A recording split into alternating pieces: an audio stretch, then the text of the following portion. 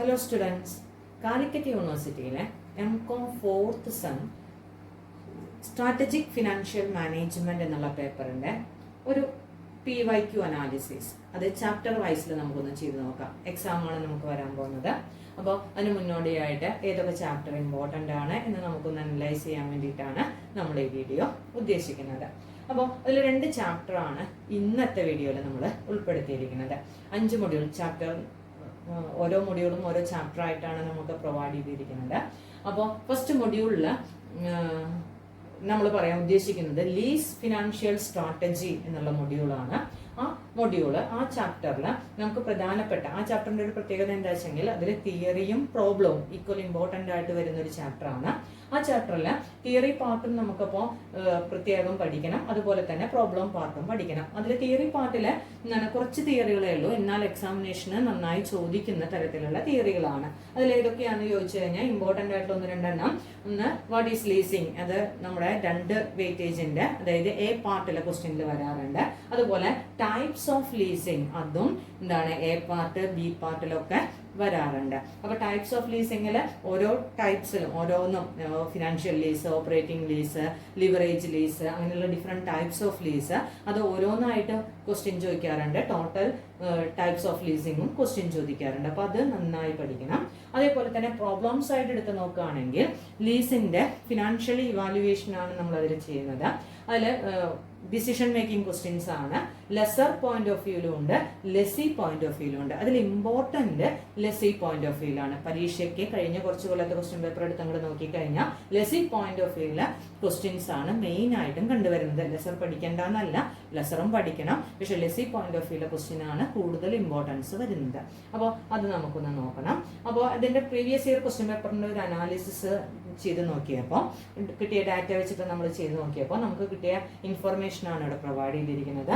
അതിൽ പാർട്ട് എയുടെ ഇൻഫർമേഷൻ 2021 തൊട്ടിട്ട് 24 വരെയുള്ള ക്വസ്റ്റ്യൻ പേപ്പറാണ് നമ്മളൊന്ന് നോട്ട് ചെയ്ത് വെച്ചിരിക്കുന്നത്. അതിൽ പാർട്ട് എ അഥവാ 2 വെയിറ്റേജിന്റെ ക്വസ്റ്റ്യൻ നോക്കിക്കഴിഞ്ഞാൽ അതിൽ തിയറിയും പ്രോബ്ലം ആയിട്ട് ഞാൻ തരംതിരിച്ചിട്ടുണ്ട്. തിയറി ക്വസ്റ്റ്യൻ അത് 2021 ഒരു ക്വസ്റ്റ്യൻ ഉണ്ട്, 22 നമുക്ക് ഒരു ക്വസ്റ്റ്യൻ വന്നിട്ടുണ്ട്, 23 A പാർട്ടിൽ ഒറ്റ ക്വസ്റ്റ്യൻ വന്നിട്ടില്ല, 24 തിയറി ഒരു ക്വസ്റ്റ്യൻ വന്നിട്ടുണ്ട്. അപ്പൊ എന്തായാലും അതൊക്കെ തിയറി റിലേറ്റഡ് ആയിട്ടുള്ള ക്വസ്റ്റ്യൻ ആണ്. എല്ലാ കൊല്ലവും വരുന്നുണ്ട്. 23 ഒഴികെ ബാക്കി എല്ലാ കൊല്ലവും നമുക്ക് ഒരു തിയറി കാണാനുണ്ട്. അപ്പൊ അതൊന്ന് ശ്രദ്ധിക്കണം. അപ്പോൾ A പാർട്ടിൽ നമുക്ക് ലീസ് ഫിനാൻസിംഗ് നിന്ന് ഒരു തിയറി ചോദിക്കാൻ ചാൻസ് ഉണ്ട് എന്ന് പറയാം. ഇനി B പാർട്ട് എടുത്ത് നോക്കി കഴിഞ്ഞാൽ B പാർട്ടില് 21 ഒരൊറ്റ ക്വസ്റ്റ്യൻ തിയറി ആയിട്ടും പ്രോബ്ലം ആയിട്ടും വന്നിട്ടില്ല. പക്ഷെ 2022 എടുത്തപ്പോൾ ഒരു തിയറി വന്നിട്ടുണ്ട്, 23 ഒരു തിയറി വന്നിട്ടുണ്ട്, 24 ഒരു തിയറി വന്നിട്ടുണ്ട്. അപ്പൊ അവിടെയും നമുക്ക് തിയറിയാണ് കൂടുതൽ B പാർട്ടിലും കാണുന്നത്. എന്നാൽ C പാർട്ടിൽ എടുത്ത് നോക്കുമ്പോൾ ആദ്യത്തെ കൊല്ലം മാത്രമാണ് തിയറി, അത് ടൈപ്സ് ഓഫ് ലീസിങ് തിയറി നമ്മളോട് ചോദിച്ചിട്ടുണ്ട്. ബാക്കി എല്ലാ കൊല്ലവും പ്രോബ്ലം ആണ് നമുക്ക് എസ്സേ ചോദിച്ചിരിക്കുന്നത്. അപ്പോൾ 2022, 23, 24 ഒക്കെ പ്രോബ്ലം ആണ് നമ്മളോട് ഈ ചാപ്റ്ററിൽ. അതും ലെസീസ് പോയിന്റ് ഓഫ് വ്യൂവിലെ ക്വസ്റ്റ്യൻ, ലീസിനെ എടുക്കണോ അതോ നമ്മൾ ബോറോ ആൻഡ് ബൈ, ഈ 2 ഓപ്ഷനിൽ ഏത് ഓപ്ഷൻ സെലക്ട് ചെയ്യണം എന്നുള്ള വെറൈറ്റി ക്വസ്റ്റ്യൻ. എല്ലാ ക്വസ്റ്റ്യനിലും ചെറിയ ചെറിയ വെറൈറ്റികൾ ഉണ്ടാവും. അപ്പൊ അത് ശ്രദ്ധിച്ച് പഠിക്കുക. ചിലപ്പോൾ ലീസ് ഓപ്ഷന്റെ കാര്യത്തിൽ വ്യത്യാസം ഉണ്ടാവും, അല്ലെങ്കിൽ ചെറിയ പുതിയ കാര്യങ്ങളെ ആഡ് ചെയ്തിട്ടുണ്ടാവും, അല്ലെങ്കിൽ ബോറോ ആൻഡ് ബൈ ഓപ്ഷനിൽ അതിൽ ഇൻസ്റ്റാൾമെന്റിൽ വ്യത്യാസം ഉണ്ടാവും, അതുപോലെ ഡിപ്രീസിയേഷനിൽ വ്യത്യാസമുള്ള ക്വസ്റ്റ്യൻസ് ആണ്. ഒക്കെ വെറൈറ്റി ക്വസ്റ്റ്യൻ തന്നെയാണ് എല്ലാ കൊല്ലവും ചോദിച്ചിരിക്കുന്നത്. ഒന്നും റിപ്പീറ്റഡ് ക്വസ്റ്റ്യൻ എന്ന് പറയാൻ പറ്റില്ല, എന്നാൽ എല്ലാം ഒരേ പാറ്റേൺ ഉള്ള ചെറിയ വ്യത്യാസങ്ങളുള്ള ക്വസ്റ്റ്യൻസ് ആണ് ചോദിച്ചിരിക്കുന്നത്. അപ്പൊ ഈ ചാപ്റ്ററിൽ ഇത്രയും ഇമ്പോർട്ടൻസ് പറയാൻ കാരണം അതിൽ ഓരോ കൊല്ലത്തെ ക്വസ്റ്റ്യൻ പേപ്പറിൽ എടുത്ത് നോക്കുമ്പോൾ ടോട്ടൽ വെയിറ്റ് ഞാനൊന്ന് ജസ്റ്റ് ഇവിടെ നോട്ട് ചെയ്ത് വെച്ചിട്ടുണ്ട്. മാർക്കിന്റെ വെയിറ്റ് ആയിട്ടാണല്ലോ നമ്മൾ പറയുന്നത്. അതിൽ 2021 7 വെയിറ്റിന്റെ ക്വസ്റ്റ്യൻ നമുക്കതിന് കിട്ടിയിട്ടുണ്ട്. എന്നാൽ 2022 10 വെയിറ്റേജിന്റെ ക്വസ്റ്റ്യൻ കിട്ടിയിട്ടുണ്ട്, 23 8 വെയിറ്റേജിന്റെ ക്വസ്റ്റ്യൻ കിട്ടിയിട്ടുണ്ട്, 24 10 വെയിറ്റേജ്. നമുക്ക് 12 വെയിറ്റേജ് ഉണ്ടെങ്കിൽ പാസ്സാവുന്ന കാര്യമുള്ളൂ. അപ്പൊ അതിൽ ഈ ഒരു ചാപ്റ്റർ പഠിച്ചാൽ നമുക്ക് അതിന്റെ പകുതി മാർക്ക് നമുക്ക് സ്കോർ ചെയ്യാം എന്നുള്ളതാണ്. അല്ലെങ്കിൽ കൂടുതൽ നന്നായി പഠിച്ചു കഴിഞ്ഞിട്ടുണ്ടെങ്കിൽ ഈ ഫുൾ വെയിറ്റേജ് നമുക്ക് കിട്ടും. കാരണം എസ്സേ ഒക്കെ പ്രോബ്ലം വരുമ്പോൾ വൃത്തിയായിട്ട് എഴുതിയ ഫുൾ വെയിറ്റേജ് നമുക്ക് വാങ്ങിച്ചെടുക്കാൻ വേണ്ടി പറ്റും. അപ്പോൾ ഈ ചാപ്റ്ററിന്റെ ഇമ്പോർട്ടൻസ് മനസ്സിലായല്ലോ. ഇതിനെ ബേസ് ചെയ്തിട്ട് അടുത്ത അപ്പോൾ ഇതിലും ലെസീസ് പോയിന്റ് ഓഫ് വ്യൂയും പഠിക്കണം, ലെസർ പോയിന്റ് ഓഫ് വ്യൂയും പഠിച്ചു വെക്കണം കേട്ടോ. പഠിക്കാതെ ഇരിക്കരുത്. എല്ലാം എന്താണ് ഇതും പഠിക്കുക. പക്ഷേ ഈ പാറ്റേൺ ഒരു വെയിറ്റേജിന്റെ ഒരു പാറ്റേൺ കാണിച്ചു തന്നു മാത്രം. ഇനി രണ്ടാമത്തെ മൊഡ്യൂളാണ് മർജർ സ്ട്രാറ്റജിയാണ് എന്താണ് നമുക്ക് നോക്കണത്. അതും വളരെ ഇമ്പോർട്ടൻ്റ് ആയിട്ടുള്ള ചാപ്റ്ററാണ്. അത് പഠിക്കാതെ എക്സാമിന് പോവരുത് എന്നാണ് പറയാം.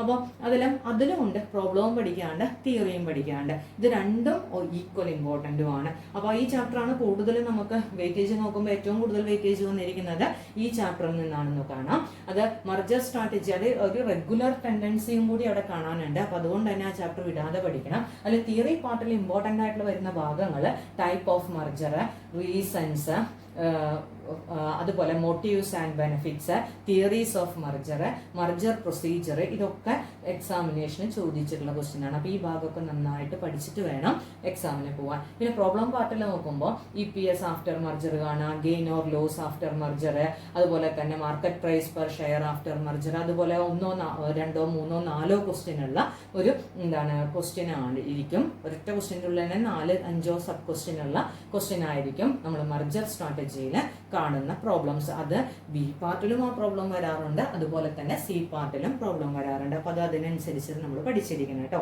അപ്പോൾ അതിന്റെ ഒരു അനാലിസിസ് നമ്മൾ പ്രീവിയസ് ഇയർ ക്വസ്റ്റ്യൻ പേപ്പറിനെ ബേസ് ചെയ്തിട്ടുള്ള ഒരു അനാലിസിസ് നോക്കുമ്പോൾ പാർട്ട് എയിൽ വരുന്ന ക്വസ്റ്റ്യന്റെ എണ്ണ പറയണത്.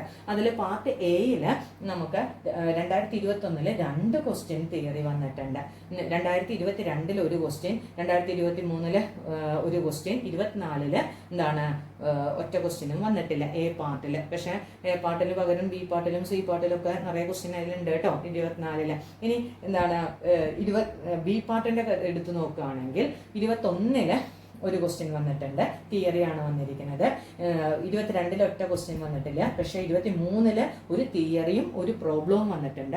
24 2 പ്രോബ്ലം വന്നിട്ടുണ്ട്. അപ്പോൾ 23ഉം 24ഉം ഇയറിൽ നമുക്ക് രണ്ടും ബി പാർട്ടിൽ 2 പ്രോബ്ലം അല്ലെങ്കിൽ ഒരു പ്രോബ്ലം ഒരു തിയറി ആയിട്ട് വന്നിട്ടുണ്ട്. അപ്പോൾ 2 ക്വസ്റ്റ്യൻ ഈ മർജറിന് വരുന്നുണ്ട്.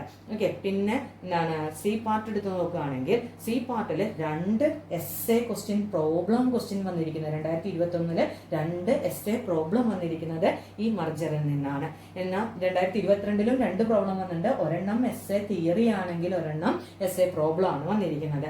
ഇനി 2023 ഒരു പ്രോബ്ലം ക്വസ്റ്റ്യൻ വന്നിട്ടുണ്ട്, 24 ഒരു പ്രോബ്ലം ക്വസ്റ്റ്യൻ വന്നു. അപ്പോൾ പ്രോബ്ലം ആണ് ഇതിൽ എസ്എ മെയിൻ ആയിട്ടും നമ്മൾ പ്രതീക്ഷിക്കുന്നത്. തിയറി നമുക്ക് ചോദിക്കാകില്ല, പക്ഷെ പ്രോബ്ലം ആണ് ഏറ്റവും കൂടുതൽ ചോദിച്ചിരിക്കുന്നത്. അപ്പോൾ പ്രോബ്ലം നമുക്ക് ഇക്കൊല്ലവും പ്രതീക്ഷിക്കാവുന്ന ഒരു പ്രോബ്ലം ആണ് ഈ മർജർ സ്ട്രാറ്റജിയിൽ. അപ്പോൾ അത് നന്നായി വേണം പഠിച്ചിട്ട് പോവാൻ. അപ്പോൾ ഈ 2 ചാപ്റ്ററിന്റെയും ഒരു ഏകദേശം നമുക്ക് ഒരു അനാലിസിസ് കിട്ടി.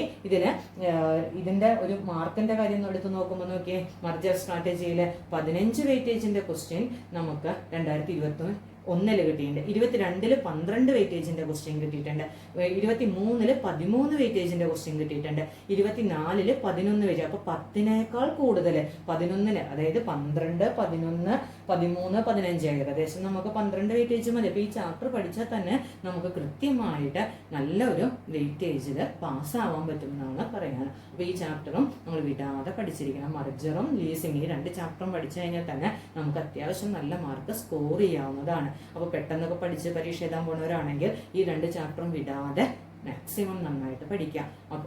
അതുപോലെ തന്നെ അടുത്ത ചാപ്റ്റേഴ്സിനെ കുറിച്ചിട്ടുള്ള നമുക്കൊരു PYQ അനാലിസിസ് നെക്സ്റ്റ് ഇതിൽ നമുക്ക് ഇടാം. Okay, thank you.